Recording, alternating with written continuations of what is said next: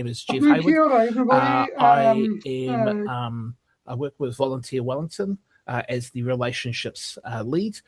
So my responsibility is to engage with the over 350, 400 members across the entire Wellington region, from the hut to Porirua to down here in Wellington City, where I'm doing this presentation.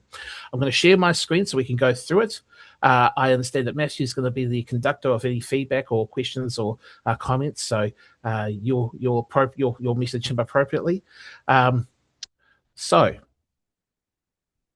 this presentation is called Off the Bench, and I think it was best for me to just give some colour we use to talk about our presentation in the start. I don't want to reflect too much on this.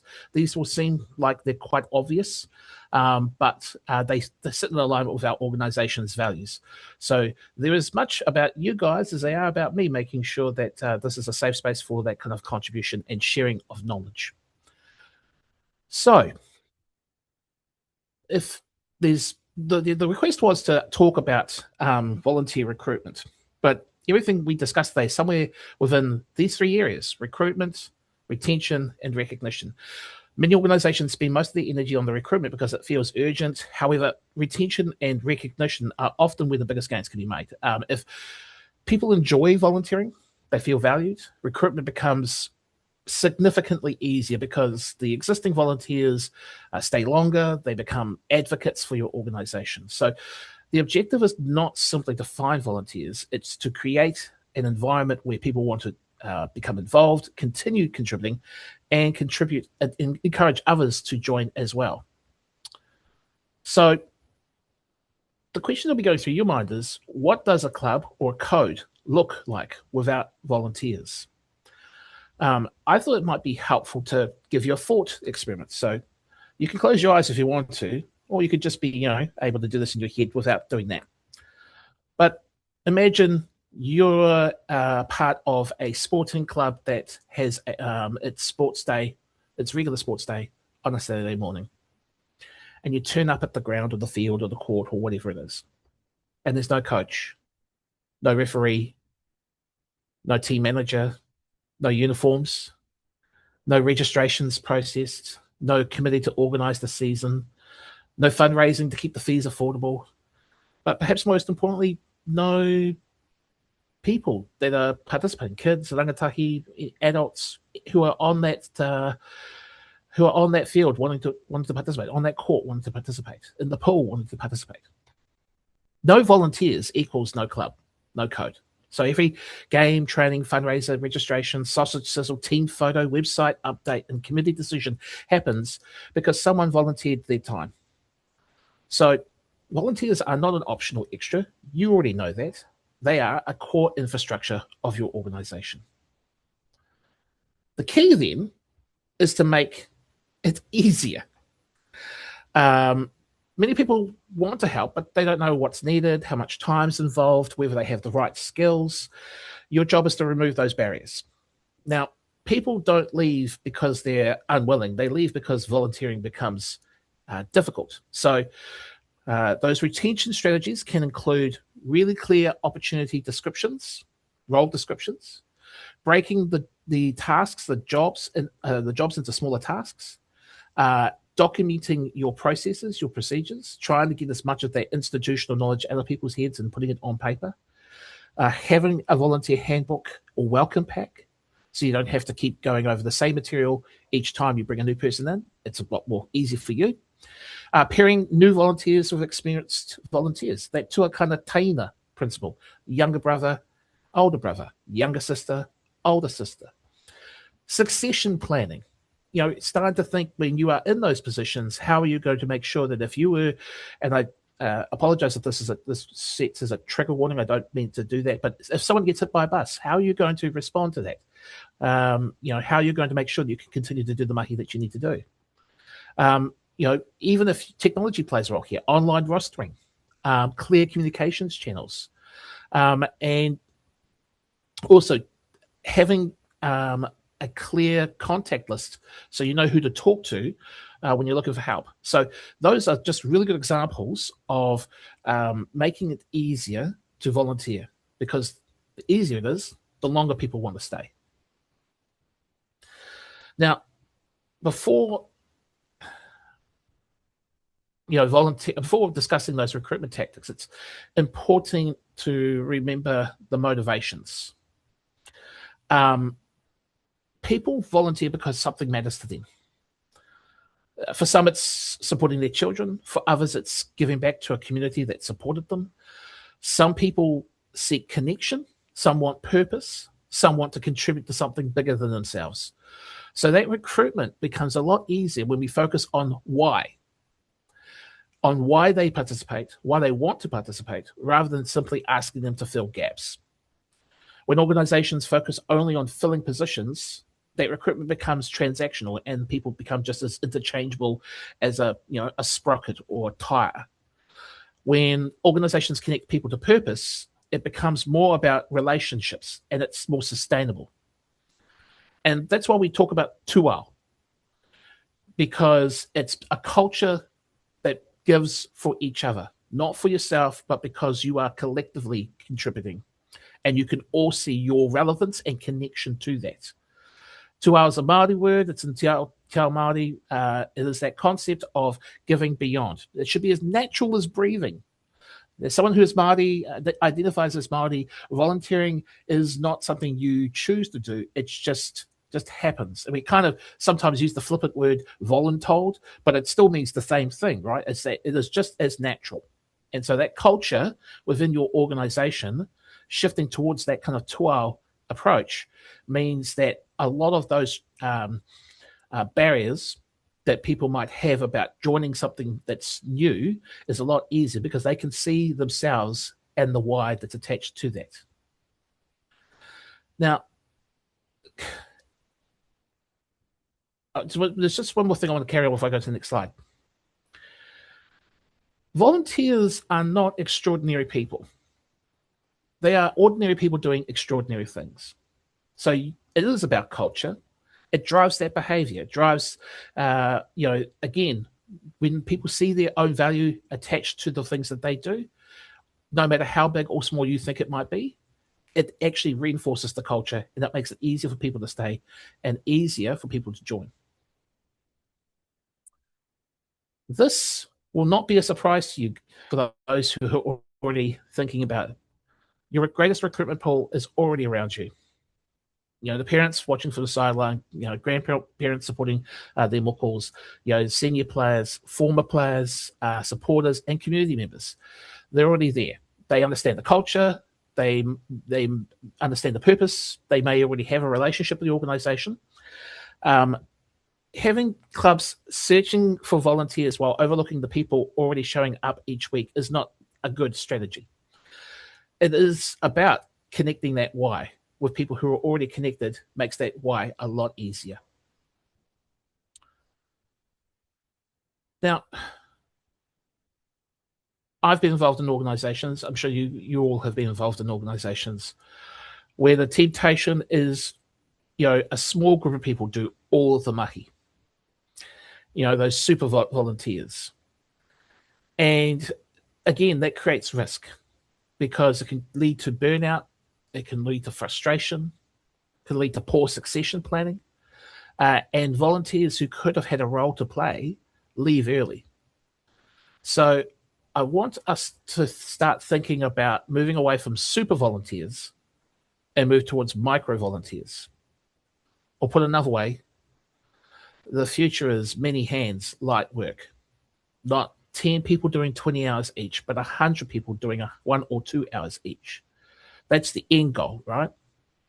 So what micro-volunteering means is helping for an hour or completing one task or assisting at one event or taking one rostered duty. People are often willing to contribute when the commitment feels manageable and small contributions add up to significant impact. Nobody has to do everything, but everybody can do something. There is an additional piece of advice that we could give here as well, which is that you'll notice as you go through a season that some volunteers want to choose to do more and want to contribute more as well. That's not a bad thing, but think about it as a ladder of engagement, that you start with small tasks, that people can do. And then as people want to contribute more, you can give additional responsibilities, but don't remove all the rungs at the bottom of the ladder while you're doing that, because not everybody's going to want to shift up the ladder in the same pace or with the same intent. So when do you start asking? Registration is recruitment. So when you're registering whānau, when you're registering players, when you're registering people to be involved, it should have a volunteer section on your form. Now, they are more likely to volunteer when they are asked directly. So you need to be very clear about what those opportunities are. Coaching or assistant coaching, managing, setting up grounds or fields or the pool, packing down. Is it providing food, a barbecue or a sausage sizzle? Is it fundraising, a specific fundraising, specific events, social media, being on the committee to make sure that the finances are being managed correctly, or that they're able to formally apply for grants, or making sure that you are liaising with the larger bodies to ensure that you are correctly registered, going out and seeking sponsorships, driving the van or the truck, or picking up kids, making sure you've got enough people who are trained in first aid, or just general help. Your form should also have what days can they help, what times are suitable, morning, evening, after work, can they assist on weekdays or weekends, and what is the best way to contact them. So not just put the contact details on there, but ask them things like, would you prefer to be text messaged or phone called? Would you prefer, can you use WhatsApp or Facebook or something else? What's your preferred option? Be really clear about expectations. So the more specific the request, the easier it is for people to say yes. And I'm going to say that again because I think it's a point that gets lost. If you've got a system that makes it clear about what a coach does and what a manager does, if what setting up the barbecue looks like and getting all of that, who's responsible for making sure that there's utensils, where's the kit for that, who's got the gas bottle. Again, those details will matter in terms of making it easier for people to say yes or no. Do not wait until a position becomes vacant before starting that conversation. Just ask early and ask everyone. Now, people rarely leave because they don't care. There are a number of reasons why people would stop volunteering, but it might be for reasons that are not a good reflection on your club or code.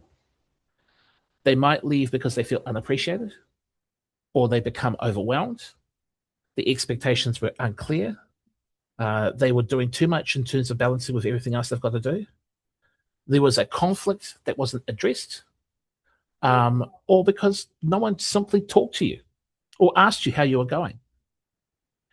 So retention is important. Some really important ways to help a retention strategy would cover how you share your workload, and being transparent about that. Training and supporting volunteers. So again, training is not necessarily a one-off session or a document or a series of conversations. It could be a combination of all three. Listening to feedback. It's really hard when you're in a space where you've got enough on your plate and you're doing this for the passion, and then to hear feedback can feel for some people like an attack on their own performance. But feedback is important, and you have to give space for it. Making the volunteering enjoyable. There's a joy to watch when something's happening, in the pool or on a court or on the field. And everyone who's behind the scenes makes that happen. So making sure that they get to be a part of that is absolutely essential. And I can't stress this enough. Say thank you. Like, there are different ways of doing it, but please say thank you and say it as often as you can. People return to places where they feel valued, connected, and respected. The goal is not simply about retaining volunteers, but retaining motivated and engaged volunteers. So don't assume that a person who had been volunteering the previous season is just going to come back. You know that every volunteer who leaves takes with them that knowledge, that those relationships that they've built up, their experiences, the club's history, and future leaders. So the off season is your retention window.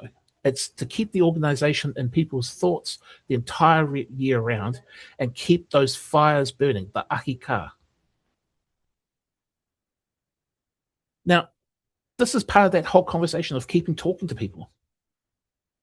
Don't assume, don't guess. Many organizations only speak to volunteers when they leave, if they speak to them at all. So hold volunteer surveys, hold informal check-ins, ask, just from time to time, what do you think is going well? What do you think isn't going well? What frustrates you? And act on that feedback. Do something about it, and then tell them where their feedback actually made an impact. Volunteers already know how to improve retention. So the best retention strategy is just to open your taringa and listen.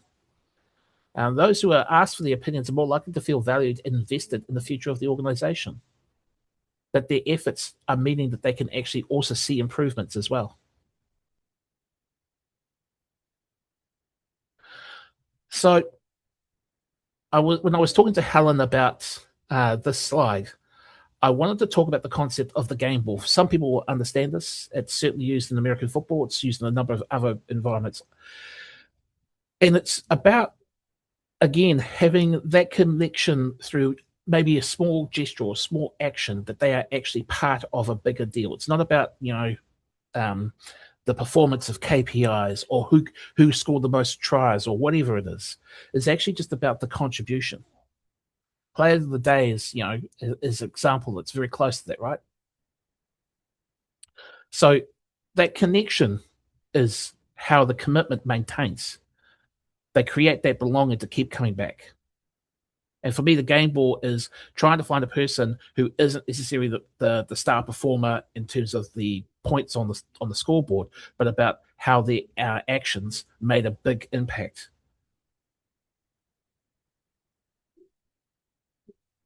Now, there's a lot of wording on this. There's probably the most wordy slide, and as you could probably imagine from my slide presentation, less is more. But unfortunately, we had to show all of this. So, okay, Tapai, bear with me.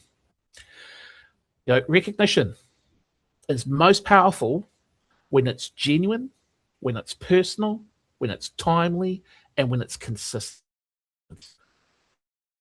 Celebrate volunteers once a year. The strongest organization appreciate volunteers all year. So, for instance, I'm part of a sports club, the Taniwha Cricket Club. They have a range of things, but they do a big annual awards ceremony where they have volunteers recognised as part of the team awards dinner. But they also have, at the end of each game, they have a blurb that's written up about the contributions made by players. That's one way of doing it. I've also saw on social media, on Facebook, actually, a couple of days ago, the Western Suburbs Football Club had their Volunteer of the Week posts. And there was one up there from a few days ago talking about a guy named Charles. And he was embracing football volunteering with a passion for coaching the under-14 team, a Mana College team, and coaching the women's reserves. So he was personally shouted out with a photo saying, "Thank you, Charles, for his contribution," and specifying what he was doing. So there are different ways of doing this. But volunteers stay when they feel seen, they feel valued and connected, and that their contribution makes a difference. So don't just thank the volunteers, although that's really important. Show them their impact. The barbecue volunteer helps keeps costs affordable. The coach builds confidence and resilience. The committee member makes opportunities for hundreds of participants. The grounds volunteer makes game day possible. So when volunteers understand their impact, they stop feeling like helpers and they start feeling like change makers. Now, I can't go into great detail about the Petone Panthers Rugby League Club, but they were one of the recipients of our Mahi Aroha Awards last year. Dallas focused on Te Ao Māori as a way to rebuild their club's connection to Tuao by seeing it not as merely volunteers in the club, but as a whānau-based structure, and it helped to encourage more people to volunteer, coach, mentor, and lead. It also allowed them to also integrate within the community as well. So I wanted to bring this up. If people want to see more about it, I'll find some more information and pass that over. But you'll probably have examples already that you're seeing locally as well. Now, whatever happens, you can have these slides if you want, I suppose. But if nothing else you don't remember, this is the slide to think about. But it's not just about recruitment. You're going to make it easy to say yes, but you're also going to retain those volunteers by making it enjoyable to stay. And you're going to recognize volunteers by making them feel valued. It is a goal to build a culture where people want to contribute, where they feel connected, and when they do, they continue coming back because they know they matter. That it's a huge network as opposed to a small cluster of individuals. So I'm going to stop there, and we'll open up for korero and comment. Kia ora.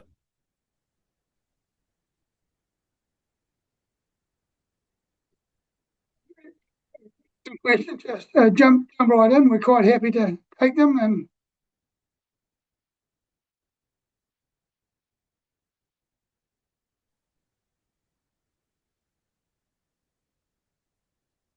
I just wanted to comment if somebody prepares a question, possibly. I think the point you made around providing options in the way of volunteering, and when people register, to give a whole range of different things, because people, we've been talking about it internally here at Nukora around it's rather than just have something generic, have something specific. We need somebody to do this on this day between these hours, and give them the options rather than just going, do you want to volunteer? Yeah, I totally agree, Matthew. And obviously, there'll be a lot of institutional knowledge within clubs and codes about some of these roles and responsibilities already. So it's not like the clubs and codes don't know what they want. It's just a matter of asking precisely about it. One of the things that I also should just give a shout out for the mahi that Volunteer Wellington does is provide opportunities to help organisations build that capacity. Now, one specific way that's happening is that we've got the Project Manager Day of Service coming up in a few months' time. The window for applying for that is coming up soon. So for members of Volunteer Wellington, which I think you guys are, you can apply to have a project manager spend a day with your organisation working on a specific challenge. Maybe one of those challenges is, hey, we need to completely overhaul the way that we write up our descriptions, our volunteering material, and using those principles to actually make sure that we've got that all in place. So that makes it, a lot easier task to overhaul that work, because that could, even just the notion of wanting to make these changes could be daunting. And I'm not saying that's not, but there's some opportunities coming up for Volunteer Wellington to help members out in that regard as well. Thanks, Jeff. I'm Dean Eager. I'm chairman out at Western Suburbs. So thank you for referring to our volunteer. Hey. Fortunately for us, we managed to pick up a sponsor who's given us a voucher each week to recognise the volunteer within the club. But we have a lot of issues around there, and one is being the volunteer that organises the volunteers. I mean, we've got a club, we've got 1,485 members this year, 146 teams, I think, across the club, junior and senior space. So that within itself is a massive task, just to try and formalise or detail those roles as you've spoken about. So that is an issue for us. But the other one that we've come across over recent years is that people don't necessarily want to give the time, but they tend to be happy to want to pay a bit extra, and I guess that supposedly goes towards a salary for someone who's going to do the work. But in this instance, there's that much work that needs to be done that we could employ 3 people full time, and you just wouldn't get through the work. An example of that is we have our annual raffle at the club, and when people register, they're told that you'll have the annual raffle. You've got $30 worth of tickets to sell, or you can have an opt-out option and pay $20. And this year alone, I think we took nearly $5,000 in opt-out fees from people who would rather just pay the $20 and not have the raffle. So there's a few different ways of doing it. But as I said earlier, the big problem for us is getting people with the time to put into actually organising the volunteers. It's also, first of all, Dean, thanks for the shout out about the club. But you're bang on right. It's an area that feels really challenging to resource adequately. The spawning codes are not, isolated in that regard, and trying to stay on top of what would be good practice is also challenging if you have people who move in and out of those roles as well. I think you kind of alluded to something that I was going to mention, which is that there's efficiencies in other parts of the organization that allow you to kind of reroute in those spaces. Like I have a particular view around fundraising. Everybody's trying to raise funds. If people feel more inclined to give money to do that one thing, that's great. It means that you may not need to organize a specific event that takes up a volunteer's time to do that. That's not always the case with all organizations, but it is a point about from the overall leadership of the organization of a club to think about how is that a way that we can find efficiencies in there as well. From our perspective, from Volunteer Wellington, one of the things that we are looking to increasingly build, and I'm really grateful for the opportunity here today, and hopefully it will become something that we'll be able to work further with Nuku Order, is actually on helping build capacity and knowledge of volunteer coordinators and managers. We see an opportunity to help volunteer governors as well and committees. And we also see an opportunity for much larger organizations where they have paid staffers, paid leaders as well. It's not necessarily been a thing that Volunteer Wellington has done a lot of in the past. Our primary bread and butter role is connecting volunteers with opportunities, but we also see now that there's an opportunity to help build capacity within organizations. And so after this week's after this hui, I've got another couple of hui where we're trying to work with external partners to try and provide opportunities to members to build up their capacity as well. It's not, if there was an easy answer to that, Dean, then we would all be doing it, right? Oh, for sure. I mean, one of the key drivers, or the main driver for most people involved with our club in particular, is that they've got kids involved. And once their children grow out of the game or leave the game or go on to other clubs or just grow out of the junior space, then the families tend to leave and you sort of regenerate things again, which is a bit of a frustration for us because there's a lot of acknowledgement of coaches and managers, and don't get me wrong, their role is vital for an organisation like us, but actually in the background, there's people filling the fridges, raising the funds, doing the funding applications, keeping the building going, making sure the gear's all right. There's a lot of stuff that doesn't actually get recognised throughout society, really. Yeah, good point. Kia ora, Jeff, Megan from Gymnastics New Zealand. So I'm doing a bit of work on growing and supporting volunteers for our national body and just our thriving club communities, because we can't have good clubs without volunteers. There's a couple of things I kind of, I guess, connected with is the person who wants to do it all. We've got a head-butting conversation with someone at the moment about just share something, even just with your paid RM. Like, we will help you. So fully just had a bit of a laugh around that one. And also just the importance of following up. We have a process at our primary school. You fill in this thing. I offered up my mother-in-law who was happy to dedicate her time, and no one's rang her once, but she'd probably be there every day of the school day if she was allowed. So the really importance of following up on feedback, of following up when you do ask them to volunteer are two things that I think sometimes get slipped because you feel good about asking the question, but the time to actually do the follow-up is quite tricky. So just being cautious of when you ask those questions to then follow up, because if you can't, you will lose people very quickly. So Yeah, That's so a really good piece of advice there, Megan, with regards to following up. Like, it's so vital. Again, it's your reputation, right? It's the culture of the organisation to say that we will actually, make that expectation, and also at a top level that those expectations are being delivered as well, so that that it's taken seriously.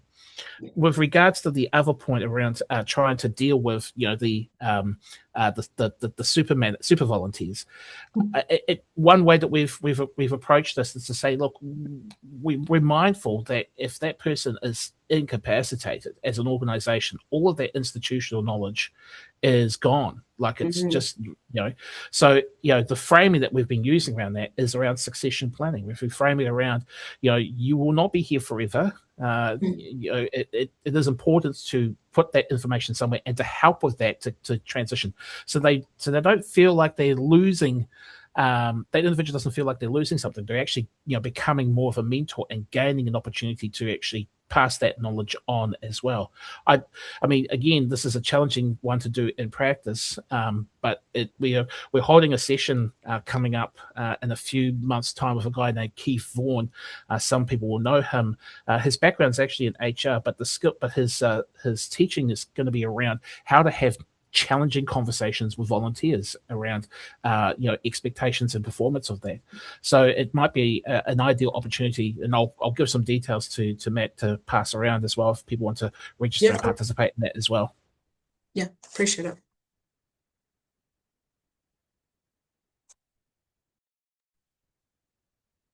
Kia ora koutou. So my name's Kirsten. I'm with Athletics New Zealand. Just following on a point that Dean brought up, and Jeff, fantastic presentation. I've really enjoyed it. Thank you. Around having a volunteer manager. So within our clubs, we've got job descriptions for, president, treasurer, secretary, club captain, coach. And all of our clubs are complaining that they can't get enough volunteers, but none of them have a volunteer coordinator. So that is a job description that we're putting out there and really encouraging that you actually have someone who owns that role of everything that you've just presented on about looking after your volunteers. So we're not constantly in this recruitment cycle, and just the importance of that retention. So that was just kind of like a bit of a blind spot that I think a lot of our clubs have got, that, no one's actually in charge of looking after the volunteers. And then I had to laugh when Megan was saying, I love your term for it, Jeff, about the super volunteer. It seems like it might be a good problem to have, but they really are a bottleneck, and they're stopping other volunteers from coming through because they do absolutely everything. They won't delegate, and then people don't feel a purpose. And we're really struggling. So I'm interested in that. The course you've just mentioned around, it is how you frame it, but it is a difficult conversation when you've got a really proactive, good volunteer, but they can't see that they're stopping other volunteers from coming through. So, and just the other point that I really liked that you mentioned was about not waiting until positions become vacant to seek the replacement. So that succession planning is something about proactively planning for it. Yeah. Kristen, thank you for that. And also, I forgot to mention this as well. Megan and Dean, thanks very much for your feedback so far as well. It's also perhaps useful to tell, leadership of clubs and codes as well, to say this is such an important part to the functioning of our organisation that our committee actually requires us to report back on it. And by doing so, it actually means that the committee then starts to think about the transparency and the accountability around volunteers as a part of what they do. So the role descriptions is absolutely important, but it might be useful to also frame that conversation saying that this is existential to the continued success of our organisation, that we do need to make sure that the volunteer is saying something or reporting back something about how that's proceeding or what's going on there. So there's an accountability component there too, right? It also means that the volunteer coordinator clearly has a role to play around the decision-making table as well, in terms of knowing what's coming up, knowing the opportunities, and contributing to that debate from a volunteer recruitment and retention opportunity as well. So I think part of the challenge is that we see volunteering as common sense. We see it as an afterthought, but actually it's so crucial as a resource to the functioning of clubs and codes.